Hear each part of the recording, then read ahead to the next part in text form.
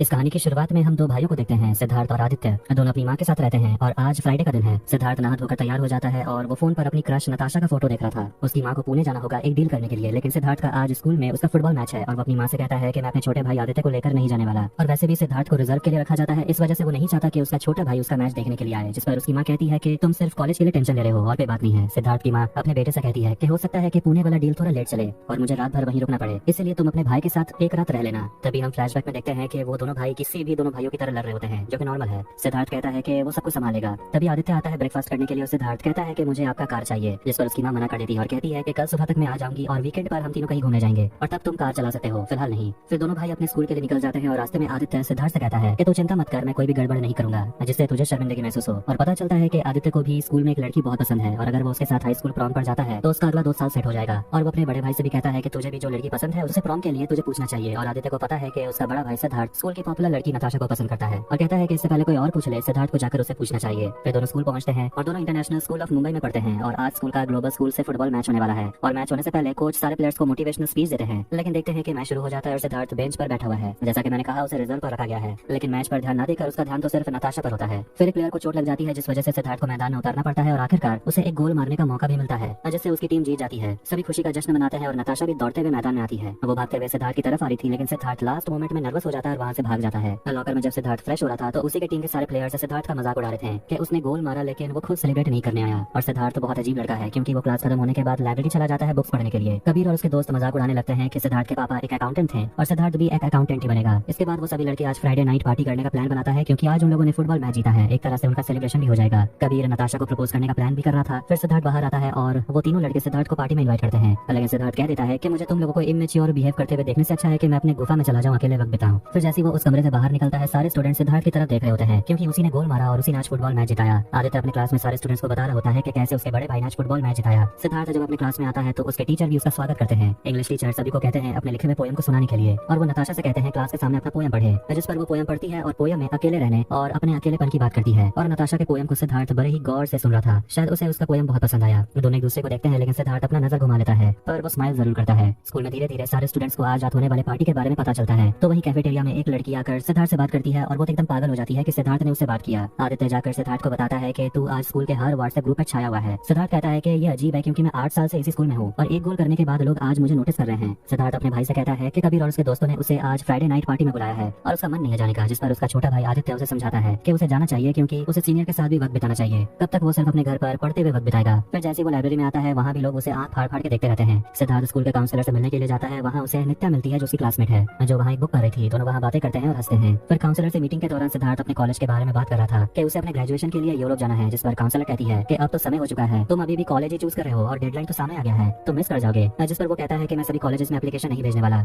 जो मुझे सही लगेगा मैं उसी कॉलेज में भेजूंगा, चाहे उसके लिए मुझे 1 साल गैप भी लेना पड़े। काउंसलर सिद्धार्थ की बातों से थक चुकी है और कहती है कि अगले अपॉइंटमेंट के लिए तुम अपनी मॉम को लेकर आना, वो तुम्हारे लिए क्या सही है वही डिसाइड करेगी। स्कूल खत्म होने के बाद सिद्धार्थ नताशा से मिलता है और वो उसके पोयम की बहुत तारीफ करता है। नताशा उसे पूछती है क्या आज रात तुम पार्टी में आ रहे हो। सिद्धार्थ बात टालने की कोशिश करता है, तभी नताशा को कबीर का मैसेज आता है कि वो पार्टी में अपने ड्राइवर के साथ आएगा और वो गाड़ी अकेले नहीं ला सकता। जिस पर नताशा थोड़ी सैड हो जाती है, क्योंकि उसका मन था कि वो कबीर के साथ लॉन्ग ड्राइव पे जाए। जिस पर सिद्धार्थ उसे कहता है कि मैं अपनी गाड़ी ला सकता हूँ, मेरे लिए कोई बड़ी डील नहीं है। जिसे सुनकर नताशा खुश हो जाती है। घर जाते वक्त आदित्य अपने बड़े भाई से कहता है कि प्लीज मुझे भी अपने पार्टी में लेकर चल, मैं तुझे बिल्कुल भी डिस्टर्ब नहीं करूंगा। और वो कहने लगता है कि सोच, अगर माँ को पता चल गया कि तू मुझे घर में अकेले छोड़कर चला गया था पार्टी करने, तो वो क्या सोचेगी। ये सुनकर सिद्धार्थ अपने छोटे भाई को पार्टी में ले जाने के लिए मान जाता है। घर आकर वो ड्रेस चूज करने लगता है कि वो क्या पहन के जाएगा। फिर वो पार्टी के लिए प्रैक्टिस करने लगते हैं, जैसे कि बॉल को कप में फेंकना, कप को फ्लिप करना। फिर शाम के समय दोनों भाई पार्टी के लिए निकल जाते हैं, माँ के बार बार मना करने के बाद भी कि कार मत लेकर जाना। दोनों कार में होते हैं तो वहीं उनकी माँ आदित्य को कॉल करती है और पूछती है कि तुम लोग क्या कर रहे हो। आदित्य झूठ कहता है कि हम लोग रेसिंग खेल रहे हैं। उसकी माँ पूछती है कि आज सिद्धार्थ का गेम कैसा रहा। आदित्य एक्साइटेड होकर कहता है कि आज उसने गोल किया। फिर दोनों भाई एक रेस्टोरेंट पहुंचते हैं, जहाँ कबीर अपने दोस्तों के साथ खाना खा रहा था। फिर वहाँ सभी बातें कर रहे होते हैं और कबीर बताता है कि आज हम लोगों ने ग्लोबल स्कूल को हराया है और वो भी पार्टी में आने वाले हैं, तो हो सकता है कि वो हम पर प्रैंक करने की कोशिश करें। लेकिन तभी अचानक से फायर अलार्म ट्रिगर हो जाता है और उनके ऊपर पानी गिर जाता है। सभी भीगते हुए नीचे जाते हैं, लेकिन पूरे होटल में तो ऐसा कुछ हुआ ही नहीं। इसका मतलब कि उनके साथ किसी ने मजाक किया है और उनका मजाक उड़ाने वाला कोई और नहीं बल्कि ग्लोबल स्कूल के स्टूडेंट्स थे, जो फुटबॉल मैच हार गए।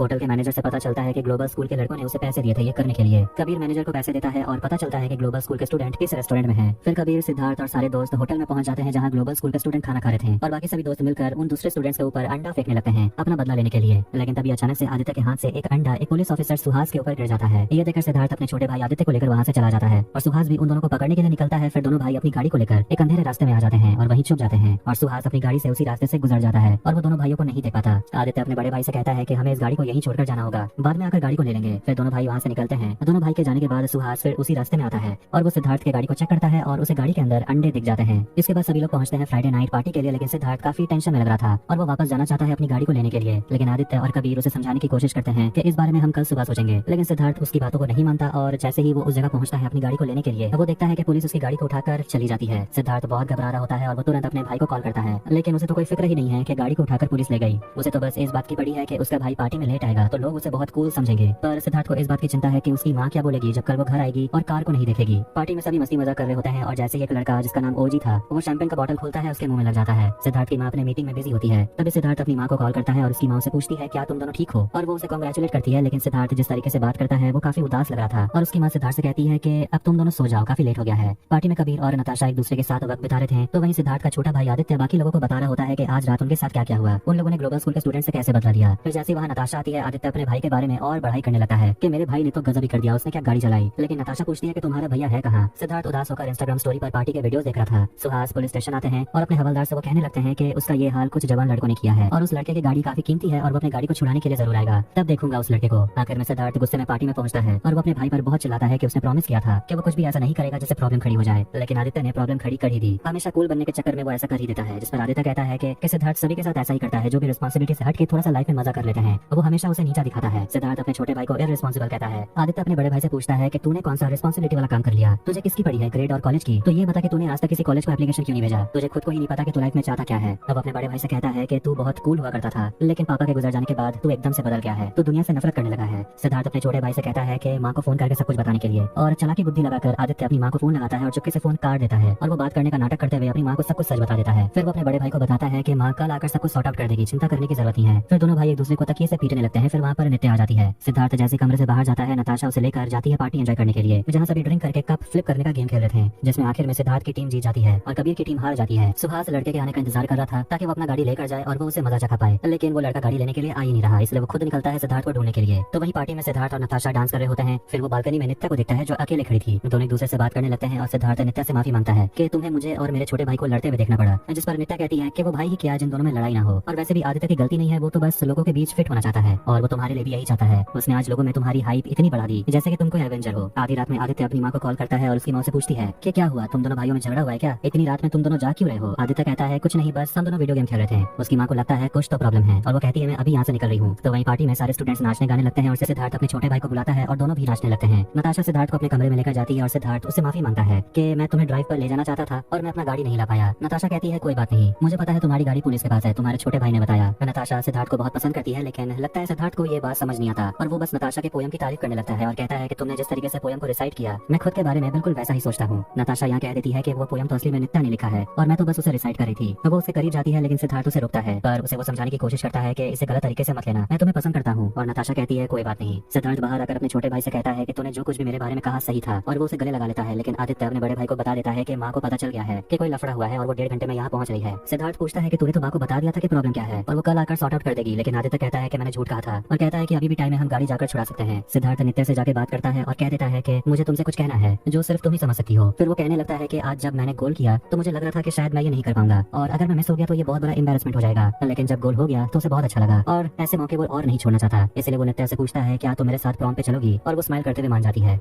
आखिर में दोनों भाई पुलिस स्टेशन पहुंचते हैं अपनी गाड़ी वापस लाने के लिए और सिद्धार्थ इंस्पेक्टर सुहास के सामने बैठता है और सिद्धार्थ पुलिस ऑफिसर से सॉरी कहता है कि गलती से हो गया। वो असली में अपने दोस्तों पर अंडा फेंक रहे थे, लेकिन गलती से अंडा सुहास के ऊपर गिर गया। इंस्पेक्टर सुहास और सिद्धार्थ से पूछते हैं कि अगर तुम लोग ऐसा कर रहे थे तो तुम लोग वहाँ से भागे क्यों, पुलिस की रिस्पेक्ट करनी चाहिए। ये सुनकर पता नहीं सिद्धार्थ कुछ और ही समझ लेता है और वो रिश्वत देने के लिए पैसे निकलता है। तभी वहाँ छोटा भाई आदित्य आता है और सारा इल्जाम अपने ऊपर लेता है और कहता है कि सर प्लीज मुझे माफ कर दीजिए, गलती से अंडा लग गया था। फिर आखिर में दोनों भाइयों की बात मानकर सुहास उनकी गाड़ी को लौटा देता है। अब तो सुबह हो गई है और सिद्धार्थ अपने छोटे भाई को कहता है गाड़ी चलाने के लिए। वैसे भी कॉलेज जाने के बाद वही तो ये गाड़ी चलाएगा। फिर दोनों जल्दी जल्दी अपने घर आते हैं और देखते हैं कि उनकी माँ भी घर पे नहीं आई है, इसलिए वो ब्रेकफास्ट बनाकर रेडी कर देते हैं। तभी आखिर में उनकी माँ घर पहुंचती है और पूछने लगती है कि आखिर तुम दोनों को हुआ क्या। सिद्धार्थ अपनी माँ को बैठाता है और उसकी माँ कहती है कि कुछ तो गड़बड़ है, मुझे बताओ। सिद्धार्थ अपनी माँ से कहता है कि आज के बाद से आपको हम दोनों की चिंता करने की जरूरत नहीं है। उसकी माँ चौंक जाती है और सोचती है कि एक रात में ऐसा क्या हो गया। फिर वहाँ आदित्य आता है और कहता है कि मैं आपको बताता हूँ कि क्या हुआ। फिर दोनों भाइयों में नोकझोंक शुरू हो जाती है और इसी के साथ 2023 में रिलीज हुई फ्राइडे नाइट प्लान मूवी यहीं एंड होती है। अगर आपको ये वीडियो पसंद आए तो वीडियो को लाइक करें, चैनल को सब्सक्राइब करें। मिलते हैं नेक्स्ट वीडियो में, टेक केयर।